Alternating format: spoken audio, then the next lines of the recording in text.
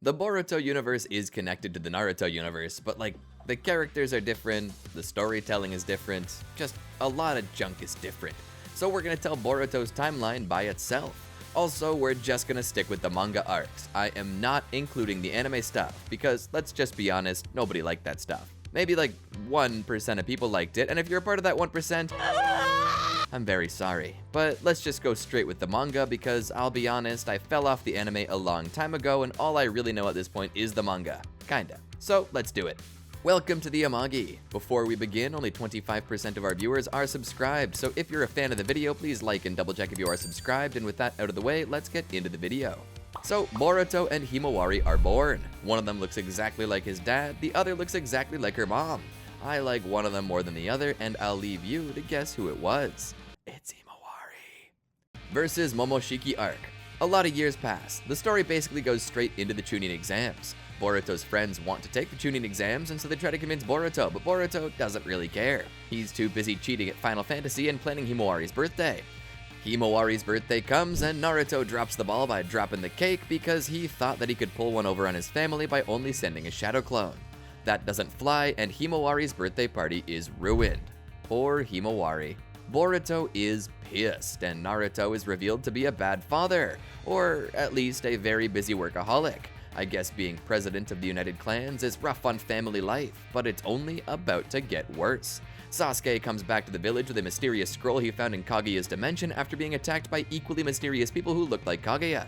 Later, Sasuke's attacked by Boruto and avoids it like it was nothing, causing Boruto to develop a bro crush like his father did. He begs Sasuke to teach him, and Sasuke's like, okay. He tells Boruto to learn the Rasengan, and Boruto does, but it's only the size of a pea. Sasuke tells him it's not a Rasengan, and Boruto storms off, and Sasuke's like, you didn't let me finish, as Sasuke planned to accept him anyway. However, Boruto is butthurt and ends up running into Katasuke and gives him a secret ninja tool that allows him to use any ninjutsu. The theme of this arc is cheating, if you didn't know. Boruto is a dirty, lying cheater, pumpkin eater, and soon the whole world's gonna know it. The first thing they do in the Chunin exams is a right or wrong question about a book series, which everyone gets wrong because there is no right answer, because there's always a gimmick. Everyone fails, but Boruto avoids falling into the ink with his team and passes the test. Naruto is so proud of his son that he sends him an email. An email, I kid you not. Naruto's not getting any parenting points from me. While training with Sasuke, Boruto learns Shuriken Jutsu and says that it's not his specialty when being criticized, saying it's an Uchiha thing. Sasuke's like, oh, this is an Uzumaki thing, he says, popping out a bunch of shadow clones. It's flawed logic because of course Sasuke would have more chakra than Boruto. It'd be like asking Sarada to make shadow clones. I'm pretty sure Naruto can make more shadow clones than Sasuke too, but regardless of the broken logic, Boruto gets the point and keeps training. They then do the second part of the test, which is another variation of capture the flag. Boruto starts getting overwhelmed and decides to adhere to the old saying, when the going gets tough, the tough cheat with scientific ninja tools, and manages to protect his flag while others get their own. Naruto goes and congratulates Boruto, which makes him cry. Instead of thinking that he needs to earn his father's approval, Boruto decides to keep cheating until it bites him in the rear. Naruto catches Boruto cheating and disqualifies him, but at that time, Momoshiki and Kinshiki show up to cause mayhem. Naruto faces off against them to protect everyone, but is defeated. Boruto, feeling like absolute garbage, proceeds to get told by Sasuke that he is absolute garbage, but that he's his garbage, and he loves him. Boruto decides to put on Daddy's old jacket and goes with the Kage to rescue Naruto because it's always a good idea to invite a 9-year-old to a hostage crisis. They manage to defeat Kinshiki and Momoshiki, but Momoshiki's ghost gives Boruto a karma seal and says that his blue eyes will cost him everything. After this, he's left with a foreboding feeling. I wonder why. Mujina Bandits arc. This arc begins with a flashback to Sasuke having a powwow with Boruto about his new tattoo. He tells him it's funky and to keep an eye on it. From here, the Fire Daimyo shows up with his spoiled brat of a son whom Boruto is told to protect. Boruto tries to impress the boy with his Shadow Clone Jutsu, but the boy is disappointed with it. So Boruto decides to turn into naked women to startle the boy, but it turns out that his dad's apparently a philanderer, so nude women are nothing new to him. What the boy really wants is to learn ninjutsu, so Boruto goes about teaching him and making progress. But the boy gets kidnapped by the group the arc is named after, and they demand his father do two things. They want him to give them $500 million and then canonize the events of Naruto the Blood Prison. Boruto, however, goes after the group and faces off against their cannibal of a leader who knows what Boruto's tattoo is and about a group that studies them. Boruto defeats him though, and Sasuke turns the screws on Shojoji, who spills the beans the moment he sees Sasuke, apparently terrified of the dude. He mentions a group called Kara. Ow arc. Remember that guy from Shippuden who was like the Mizukage's right-hand man? You know, he had a Byakugan and Danzo was like, gimme. Well, this arc, as the name implies, is all about him, but as it turns out, he's a bad guy now. For shame. The arc starts by showing the group mentioned previously. They hold a meeting about losing Kawaki and says it had to do with the transportation, which is a blimp. But as it turns out from the get-go, the group already has traitors, so too bad for them. Naruto and Boruto train, and it's revealed that Naruto's arm is now a scientific ninja tool, which makes Boruto sad, saying that it's cheating. But Naruto's like, it's cheating for you, for me, it's okay. The benefits of being a dad, am I right? Well, Konohamaru starts investigating a crashed blimp. Boruto and his group are sent to escort Katasuke, which Boruto at first hates, knowing how Katasuke deceived him earlier in the exams. But he decides to go anyway, where he meets the $6 million man himself, Ao. As it turns out, Ao survived the 4th Shinobi World War, but ended up becoming basically Darth Vader in the fight, in more ways than one. Turns out he's a member of Kara and is tracking Kawaki. They escort Katasuke to the Institute, where he lets Team 7 play with the cool technology. Eventually, though, they meet up with Konohamaru, who is searching for the blimp. They're engaged by Ao, who Terminators his way through the battlefield, putting the group on the run. They eventually defeat him, though, causing Koji Kashin to appear and attack them. Boruto awakens his Karma Seal enough to absorb Kashin's attacks, making him impressed.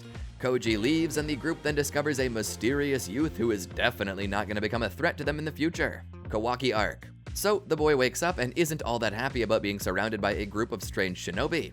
He thinks they're with Kara when he notices that Boruto also has a Karma Seal. Also, some other Kara guy actually shows up and gets killed for the point of exhibiting Kawaki's power. But after beating him, Kawaki decides to take a big ol' nap and goes to sleep. Honk shoe. Kawaki wakes up in the Konoha hospital, where he gets told by Naruto that he's going to be adopted. Not wanting to be adopted, because adoption didn't work out very well for him in the past, Kawaki tries to escape but is stopped by Shikamaru, who's like, nah bruh, you getting adopted. Kawaki attempts to escape, twice, and then he breaks a vase Himawari made. Boruto gets mad and almost kicks Kawaki's butt, but Naruto stops them. They then go out and buy a new vase for Himawari, but Boruto says no, jigsaw puzzle for you, and gives him the glue. Kawaki would be amazed at pretty much everything and even begins to learn what chakra is, but only seems interested enough to learn Shadow Clone so he can be more depressed and beat himself up. Naruto, ever the optimist, tells Kawaki that hurting yourself hurts yourself and that he should choose love. He said such to the edgy goth kid with the eyebrow ring. Kawaki goes to repair the vase but has issues with it, so Boruto decides to spar where they try their Karma Seals. Not long after though, they're attacked by Delta, who tries to use Himawari as a meat shield to force Naruto to take the shots from her laser eyes so she can kidnap Kawaki again. Kawaki takes the shot and loses his arm. Naruto defeats Delta though and decides to give Kawaki one of his spare arms. Kawaki basically gets a bro crush on Naruto, who is the father he always wanted, and starts learning ninjutsu. But sadly, Naruto isn't his dad. Jigen is the one holding them adoption papers, and he comes a-knockin'. When Naruto refuses to let Jigen take Kawaki, Kawaki teleports them away. Kawaki is sad now, and the entire village decide to arrest him because reasons. In the end though, Kawaki and the others open a portal and seek to find Naruto. There they fight Boro, who holds the seal on Naruto. After a lengthy battle in which I'd call Sarada the MVP, they manage to defeat Boro. Or so it seems. He mutates and attacks them, but gets turned into paste by Boruto, who activates his full Karma Seal. They rescue Naruto and take him to the hospital. There, Naruto gets some beauty sleep, while Kawaki's arm is getting worked on. Naruto eventually wakes up and everyone discovers that Amado, another member of Kara I haven't mentioned yet, wants to defect. As it turns out, he and Koji were the traitors in Kara, wanting to bring Ishiki down. Oh yeah, Ishiki's the Otsutsuki who's inside of Jigen. It's a whole thing, but basically Jigen isn't the perfect vessel. Ishiki hates Kaguya because she killed him and he wants Kawaki's body. It sounds a lot creepier than it is. Or is it exactly that creepy? I never thought about how creepy forceful possession is. From Ishiki and Momoshiki to Orochimaru, the Naruto series always teaching kids the dangers of creepy adults.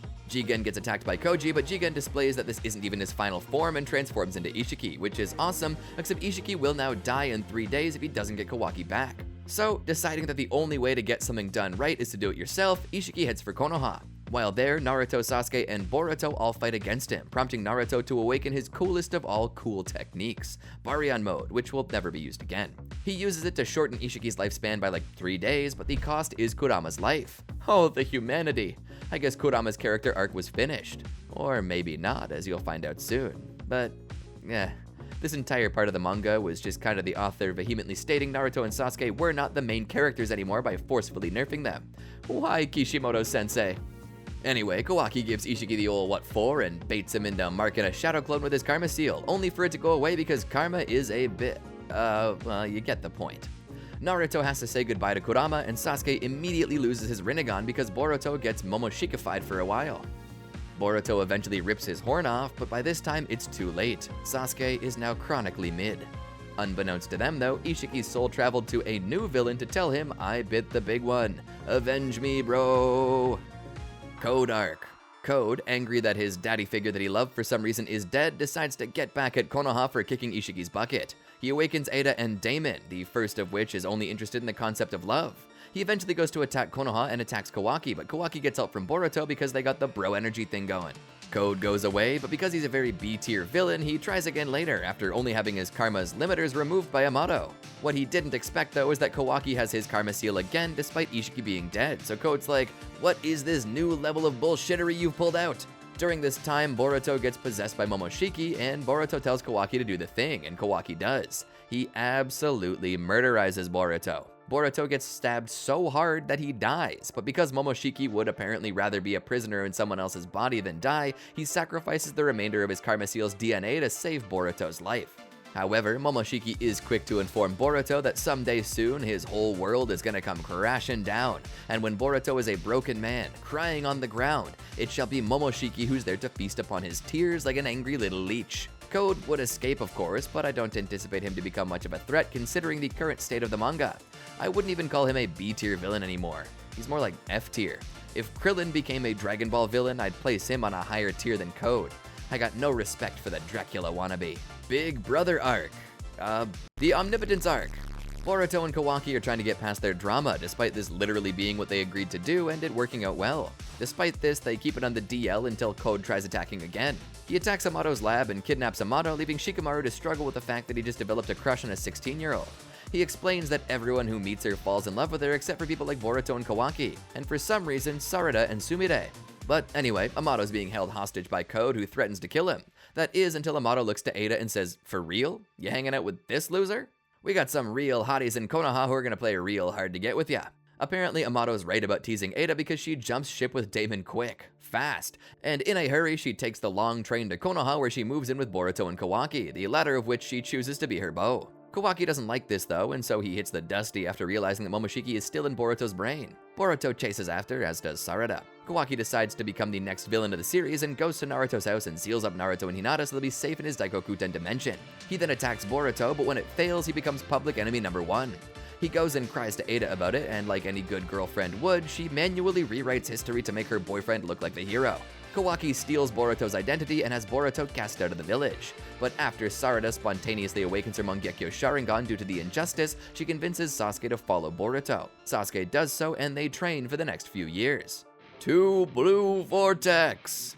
Considering that the Japanese name of Shippuden means Whirlpool Chronicles, this should have been called Niauzu, but even in Japanese it's called 2 Blue Vortex, so okay. Anyway, Shikamaru is now Hokage, and Sarada has become Boruto's biggest advocate, but nobody really believes her. Code eventually attacks with his claw grimes, which are just pieces of ten-tails he scraped up. Unbeknownst to him, they begin to learn. He attacks Konoha, and some people get bitten.